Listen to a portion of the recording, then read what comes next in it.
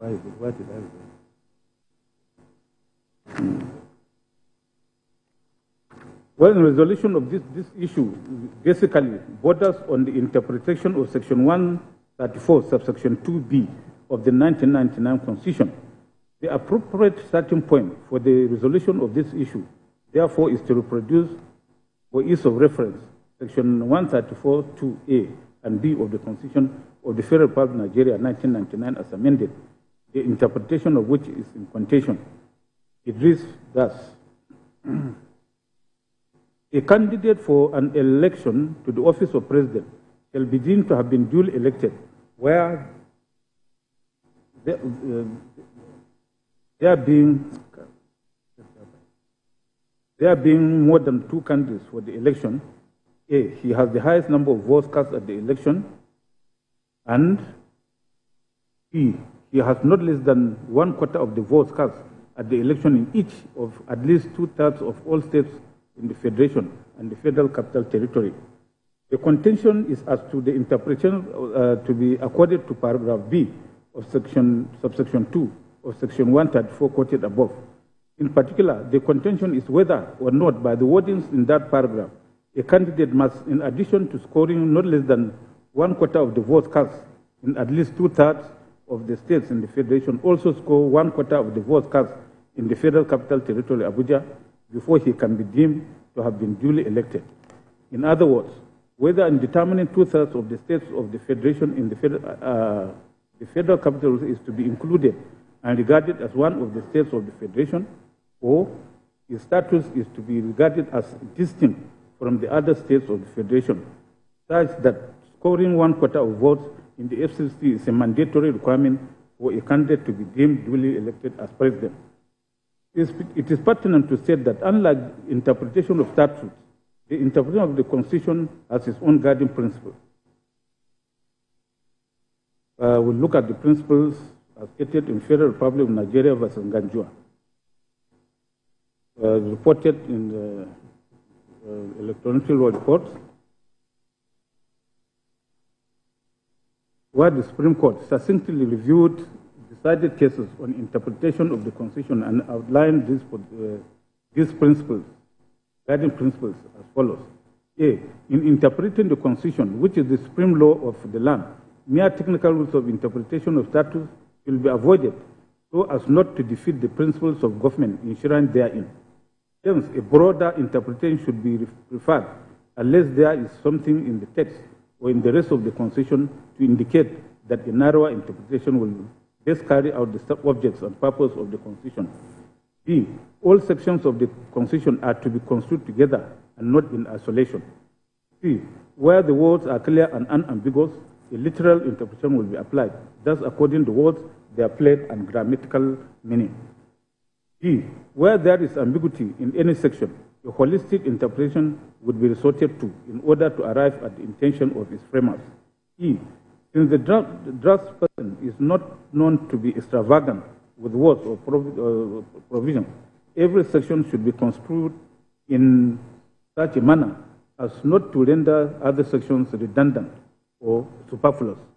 F, if the words are ambiguous, the lawmaker's intention must be sought first in the Constitution itself, then in the other legislation and contemporary circumstances, and by resort to the mischief rule.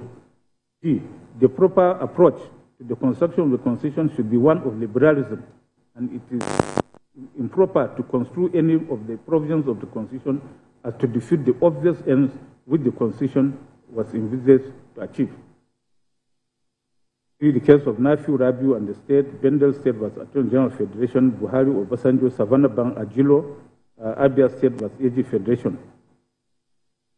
In finding appropriate answer to this issue, are we to observe first that, with all due respect to counsel to the petitioners, their interpretation of Section 134, subsection 2B of the Constitution, founded principally on a fixation that the word "and" appearing between the phrases, it has not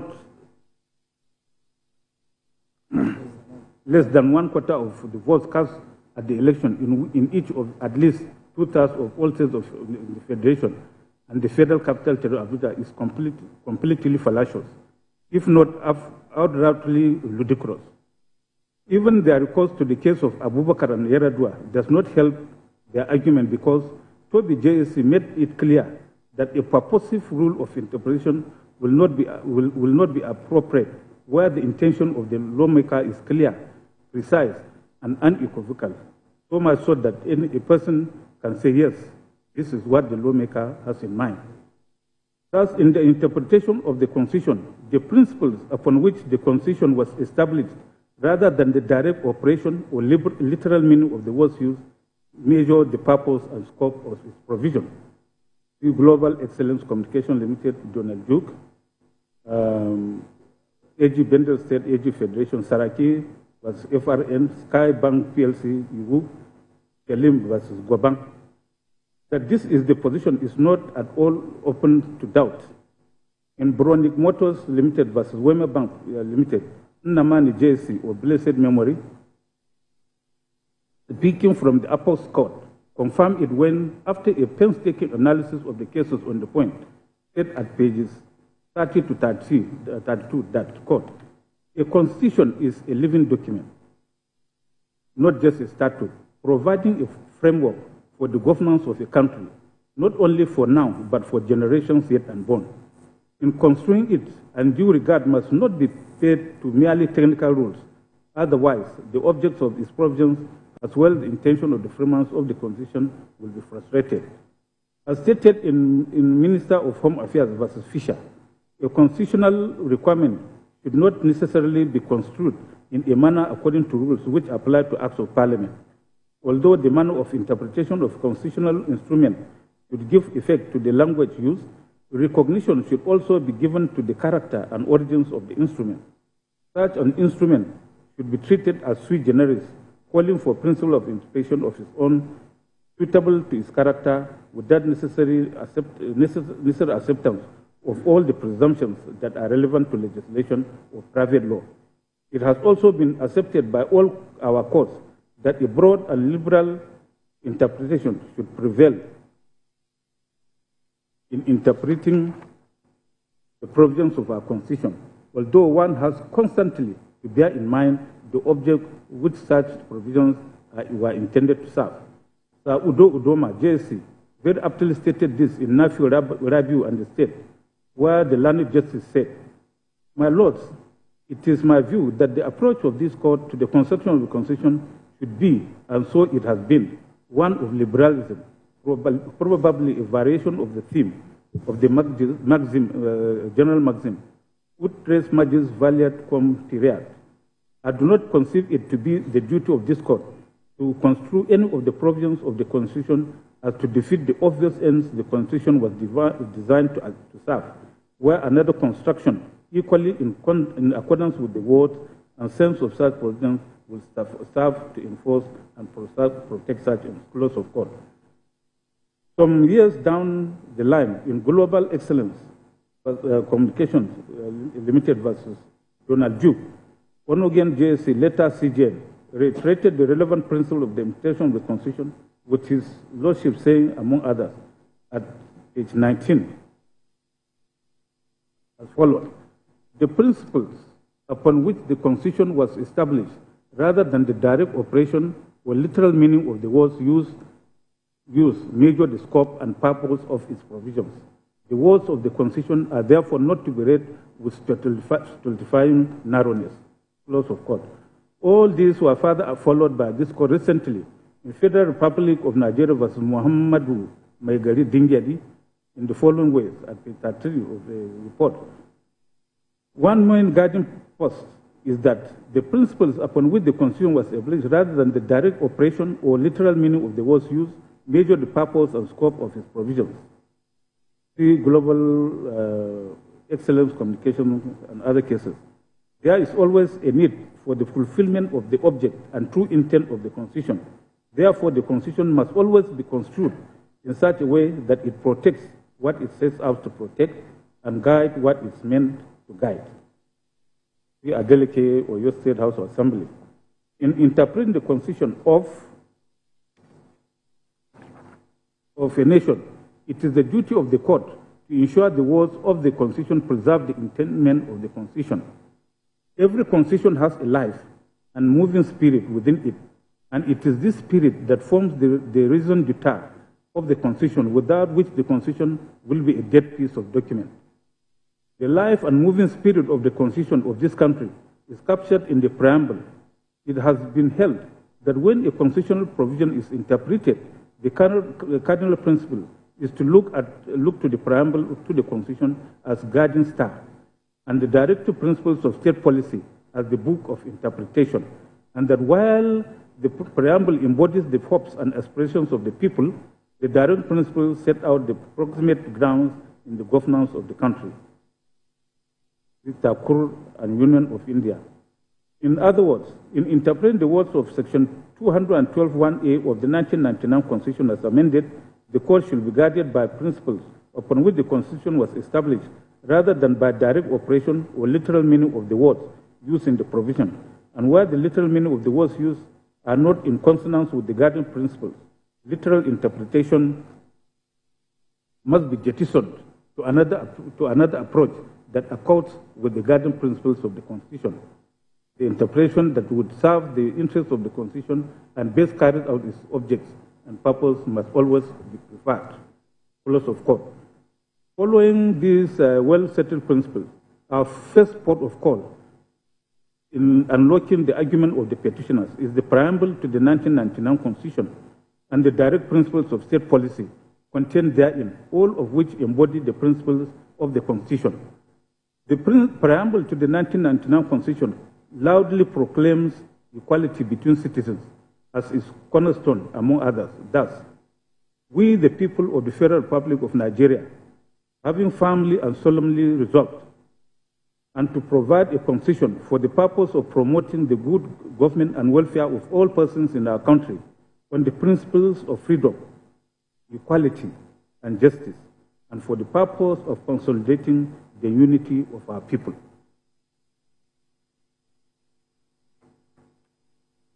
Do hereby make and give to ourselves the following Constitution.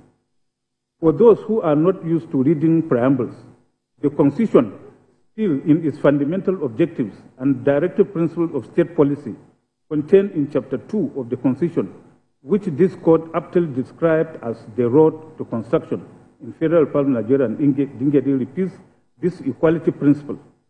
Under its social objectives provision of that chapter in Section 17 thereof, it again proclaims that 1. The state social order is founded on ideals of freedom, equality, and justice.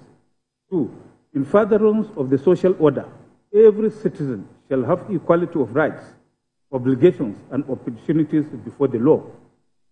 Equality of rights in every citizen, as stated in this provision, cannot by any means be read to exclude equality of the weight and value of their votes. No, it includes it. Even more so, when the issue here is the right of every such citizen to elect with their votes their president, whose policies are supposed to and will affect all of them equally, regardless of which part of the country they reside or live. So even stopping here, the futility and hollowness in the argument of the petitioners that the votes of the voters in the FCT, Abuja, have more weight than other voters in the country, to the extent of their votes purportedly have a veto effect on other votes, is rendered bare. That notwithstanding, let us still proceed to consider, for whatever it is worth, their interpretation of Section 134, subsection 2B of the same 1999 Constitution, which incidentally centers around the word "and" in that provision. In the first place, the settled position of the law is that in interpreting a constitutional provision of the court should be guided by the principles upon which the Constitution was established, rather than by the direct operation or literal meaning of the words used in the provision. And where the literal meaning of the words used are not in consonance with the guiding principles, literal interpretation must be jettisoned for another approach that accords with the guiding principles of the Constitution. It is quite clear that a calm reading of Section 134(2)B of the Constitution will leave no one in doubt that the use of the word "and" by the framework between the words, all states of all states in the Federation and the Federal Capital Territory Abuja indicates nothing more than that the framers understandable desire for consistency in referring to the Federal Capital Territory by that name, as it is done all through the Constitution whenever reference is made to the Federal Capital Territory. The word and Federal Capital Territory Abuja do not by any means imply the meaning imputed to it by the petitioners. In any event, Section 299 of the Constitution dispels any lingering doubt that may still be existing in anyone's mind by stating that the provisions of this Constitution shall apply to the Federal Capital Territory Abuja as if it were one of the states of the Federation, then ABC. This provision states most unequivocally that the entire provisions of the Constitution shall apply to the Federal Capital Territory as if it were one of the states of the Federation. It is noteworthy that the punctuation mark employed by the framers immediately after the part of that provision ending with Federation, emphasized by me, is a semicolon, whose function is, in a sentence is to separate independent clauses of a compound sentence. See Merriam-Webster's online dictionary, which defines semicolon as a punctuation mark used chiefly in a coordinating function between major sentence elements, such as independent clauses of a compound sentence. Wikipedia also explains its use thus. In the English language, a semicolon is most commonly used to link two independent clauses that are closely related in thought, such as when restating the preceding idea with a different expression. The point being made here is that, contrary to the position of the petitioners, by the express provisions of Section 299 above, the provisions of the entire Constitution shall apply to the Federal Capital Territory as if it were one of the states of the Federation. This means that Section 134, Section 2B of the same Constitution, requiring a president candidate to poll at least 1/4 of the votes cast in 2/3 of the states of the Federation in order to be returned elected, means nothing more than that the Federal Capital Territory shall be taken into account in calculating the state 2/3 of states of the Federation. In other words, the FCT is no more than one of the states of the Federation for the purpose of that calculation. Nothing more than that can be implied or inferable from Section 134, Subsection 2B of the Constitution. If anything, this position is confirmed in the cases of Bakari and Ogundipe, where it was said by the Apex Court that by virtue of the provision of Section 299 of the Constitution, it is clear that the Federal Capital of Nigeria has the same status of a state. It is as if it is one of the states of the Federation. And in Ibori versus Uboru, where it was confirmed by this court that the Federal Capital Territory Abuja is to be treated like a state by virtue of Section 299 of the Constitution. If the Federal Capital Territory Abuja is to be treated like any other state, then it is not superior to or inferior to any other state in Nigeria. It is also my considered view that if the framers had wanted to make scoring 1/4 of votes cast in the Federal Capital Territory Abuja a specific requirement for the return of a presidential candidate, they would have made that intention plain by using words that clearly separate the scoring of 1/4 of votes in the Federal Capital Territory as a distinct requirement. As expressly stated in Section 299 of the Constitution, for the purposes of fulfilling the requirements of Section 134, Subsection 2B of the Constitution, for return of a presidential candidate as duly elected, the Federal Capital Territory Abuja is to be treated as one of states in the calculation of 2/3 of the states of Federation, such that if the candidate polls 25% or 1/4 of votes in 2/3 of 37 states of the Federation, FCT Abuja inclusive, the presidential candidate shall be deemed to have been duly elected, even if he fails to score 25% of the votes cast in the Federal Capital Territory Abuja, as the second respondent did. In conclusion, I hold without any equivocation that in a presidential election, polling 1/4 or 25% of total votes cast in the Federal Capital Territory is not a separate precondition for a candidate to be deemed as duly elected under Section 134 of the Constitution. In consequence, issue 4 is also resolved against the petitioners and in favor of the respondents. It is right, Lord, that there is a rebuttable presumption of regularity with respect to election results, and it is for a petitioner who challenges that result to rebut that presumption with credible evidence. This settled principle was stated by the Supreme Court in Buhari and Ane, and Milsom and Peter cite others. Also in Udom Gabriel Emmanuel versus Umana Okon Umana and others. All citations are right.